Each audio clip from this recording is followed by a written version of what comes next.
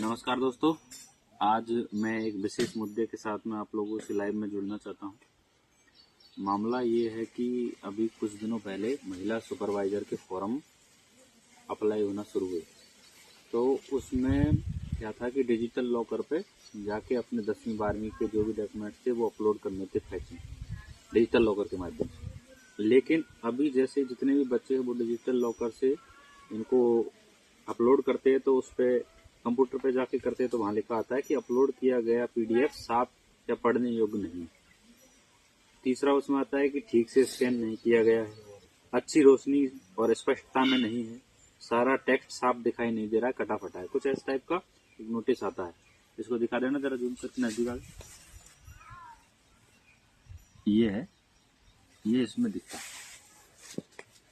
और महिला सुपरवाइजर की जो लास्ट डेट है वो मैं आपको बता देता हूँ। महिला सुपरवाइजर की अभी जो करंट लास्ट डेट है वो 5 फरवरी का टाइम दिया है। लेकिन अभी भी बच्चे ना मैन्युअली उसमें फॉर्म अप्लाई कर पा रहे हैं, क्योंकि जो उसमें डेट आ रहा है उसमें शैक्षणिक सत्र 2013 नहीं है। जिन बच्चों का 10th 2013 में हुआ है उन बच्चों का 10th का जो डॉक्यूमेंट्स अपलोड करना है डिजिटल लॉकर पे, तो वहां पर वो शैक्षणिक सत्र नहीं है। एक दूसरा उसमें 2022 का शैक्षणिक सत्र नहीं है। अभी इसमें करंटली कोई सुधार नहीं हुआ, जबकि 29 तारीख को सारा प्रयास किया है, लेकिन इसमें सेम प्रोसेस वही है जो प्रोसेस पहले था, आज भी सेम आ रहा है। तो महिला सुपरवाइजर का मामला हो, लेकिन अन्य अगर कोई भी फॉर्म अप्लाई करने होंगे, अभी तो कितने लोग वंचित रहेंगे। मेरा तो बोर्ड अध्यक्ष से या सभी से निवेदन रहेगा कि इस की डेट है इसको आगे बढ़ाया जाए और उसमें जो टेक्निकल प्रॉब्लम है उसको ठीक किया जाए। और नहीं तो बच्चों का ऐसे तो उनके भविष्य के साथ में खिलवाड़, ऐसे कोई जब डॉक्यूमेंट्स अपलोड नहीं कर पाएगा तो बाद में कैसे फॉर्म अप्लाई होगा। उसमें भी ये है कि अगर कोई म्यूचुअली भरता है तो उस पर जो बोर्ड है वो अपने हिसाब से देख के उसको मान्य भी कर सकता है, नहीं मान्य कर सकता है। पहला प्रायोरिटी था कि डिजिटल लॉकर पे जाके ही उनको भरना है।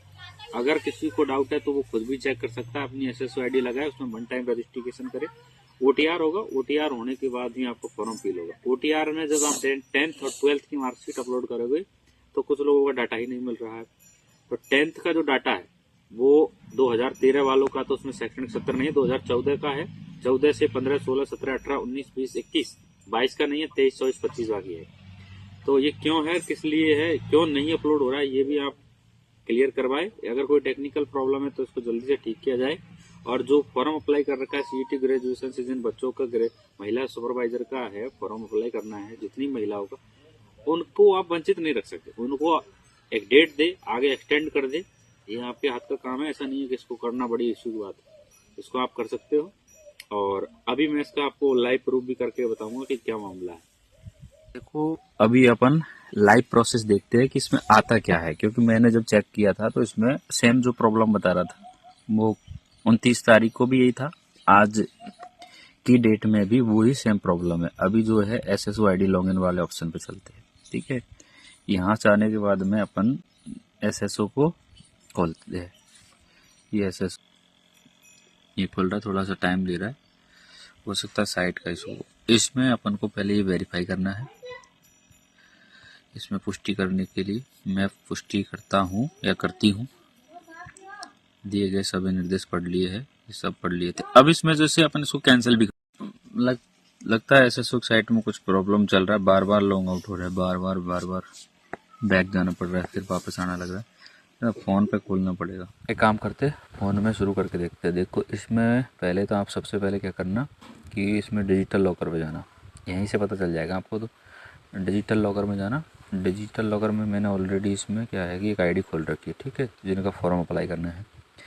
उसके बाद में आप इसमें जो यहाँ पर लिखा हुआ है क्लास 10th मार्कशीट, इस वाले ऑप्शन पर जाना।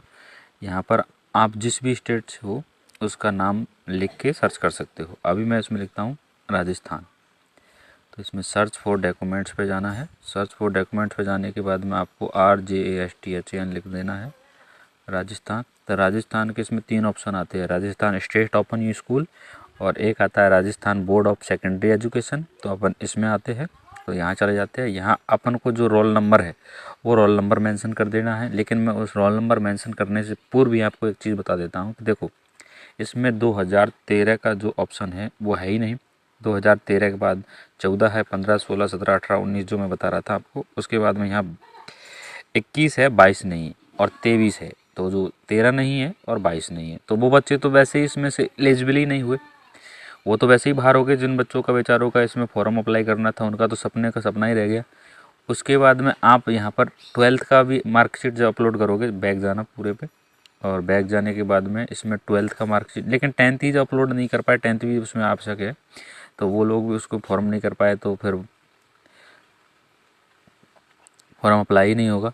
उसके बाद में इसमें चलते हैं, यहाँ लिखो राजस्थान, और RJSTHAN ये हो गया, इसको कर दो, इसमें रोल नंबर लगा दो किसी का भी हो, मुझे याद है जो 3805-352 सन 2016 जिनका फॉर्म था, उनका फॉर्म फिल करना है। अब ये यहाँ इसमें भी एरर बताएगा, digital locker is continue with, तो जो ऐसे इसमें अपलोड करने की कोशिश करता हूँ, लेकिन ये नहीं होता है, फैचिंग ही नहीं होता, फैचिंग फेल्ड बताता है हर बार ही, नो रिकॉर्ड अवेलेबल नहीं, हमेशा यही बताता है कि इसका कोई रिकॉर्ड नहीं है।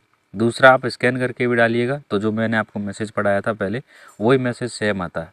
तो अब इसका क्या सॉल्यूशन है? इसका एक ही सॉल्यूशन है, बोर्ड अध्यक्ष जी के पास में ये जानकारी पहुँचे और अधिक से अधिक उनको ट्वीट करके या किसी माध्यम से उनको बताया जाए कि ऐसा एक टेक्निकल प्रॉब्लम आ रहा है जिसके चलते बच्चे फॉर्म अप्लाई नहीं कर पा रहे हैं। जिन बच्चों का फॉर्म अप्लाई नहीं हुआ है, उन बच्चों को बड़ी समस्या हो रही है, उनको थोड़ा टाइम दिया जाए और इसको सुधार कर आगे बढ़ाए। आपने देखा, मैंने आप लोगों को एक जानकारी साझा की थी। इस जानकारी को आप पढ़े समझे, उसके बाद में शेयर करें और इस जानकारी को क्लियर करके आप लोग इस समस्या का समाधान ढूंढने की कोशिश करें, क्योंकि इससे बहुत से जो बेरोजगार बच्चे हैं वो वंचित रह जाएंगे। आगे की वैकेंसियों में भी अगर यही सेम परेशानी रही तो बच्चे फॉर्म अप्लाई नहीं कर पाएंगे, जिसके चलते उनका कोई भविष्य नहीं है। उनका भविष्य के साथ में ऐसा नहीं होना चाहिए। देखिए, एक बेरोजगार आदमी हमेशा सोचता है कि कोई वैकेंसी आई, और खासकर इसमें तो एक प्रॉब्लम है कि जिसमें CET के साथ में ऐसा खिलवाड़ ना हो, और भविष्य में भी इन चीज़ों का ध्यान रखा जाए। हमारे बोर्ड अध्यक्ष जी द्वारा या जितनी भी उनके साथ में जो टेक्निकल टीम जुड़ी हुई है, वो इन चीज़ों के बारे में कृपया एक बार देखें कि क्या प्रॉब्लम आ रहा है, क्या नहीं आ रहा है, जिससे कि बच्चों को ज़्यादा समस्या ना हो। एक तो बेचारे में डॉक्यूमेंट अपलोड नहीं हो पा रहे हैं, ना डिजिटल लॉकर के माध्यम से और ना ही स्कैनिंग के माध्यम से। उसको 100 और 400 KB के बीच में डालना है, लेकिन 100 और 400 KB के बीच में डालने के बाद में भी, स्कैन करने के बाद में बड़े अच्छे तरीके से, फिर भी वो उसमें कह रहा है कि रोशनी नहीं है, कटा फटा है।